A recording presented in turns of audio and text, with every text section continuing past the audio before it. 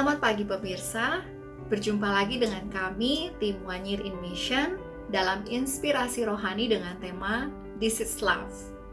Dan episode kita pada pagi hari ini berjudul Apakah Korban yang Selalu Bersalah? Salah satu isu yang paling sensitif dibahas di dalam Alkitab adalah mengenai pemerkosaan. Dan isu ini masih bergema bahkan sampai pada hari ini.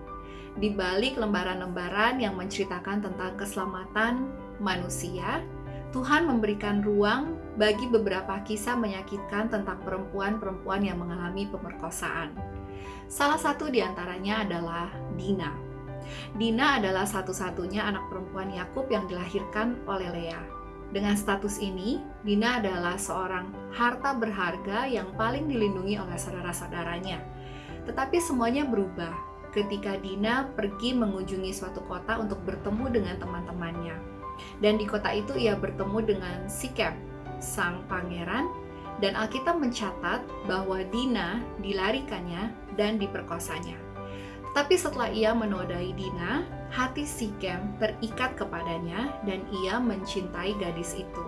Kemudian Sikem bersama-sama dengan ayahnya datang menemui Yakub dan saudara-saudaranya untuk memohon agar ia bisa menikahi Dina. Walaupun Yakub cenderung diam dan bersifat pasif atas semua yang telah terjadi, namun amarah memenuhi hati anak-anaknya.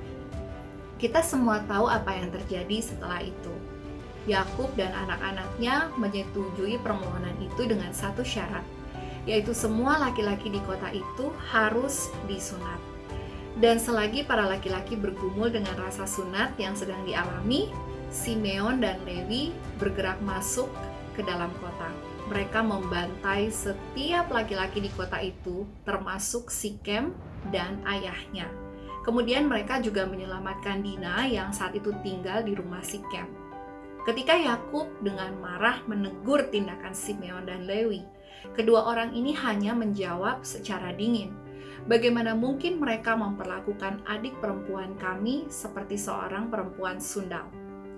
Kebanyakan dari kita terpana mendengar kisah ini, dan kita mungkin memilih untuk menyalahkan Dina. Kita berkata, oh semuanya terjadi karena Dina pergi ke kota itu. Dina diperkosa karena ia bermain api. Atau pemerkosaan Dina diakibatkan oleh pilihannya sendiri.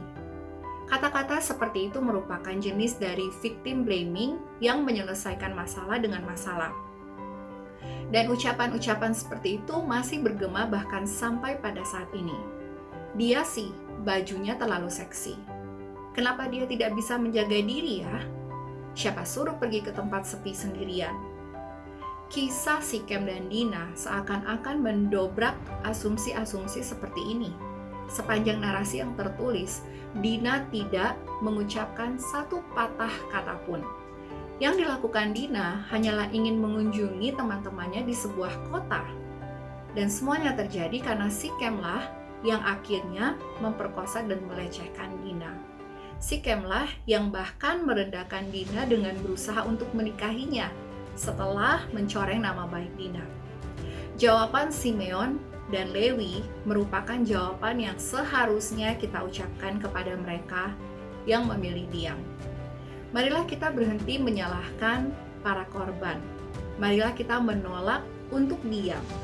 Marilah kita belajar untuk bersuara bagi mereka yang tidak bisa berkata-kata. Tuhan memberkati.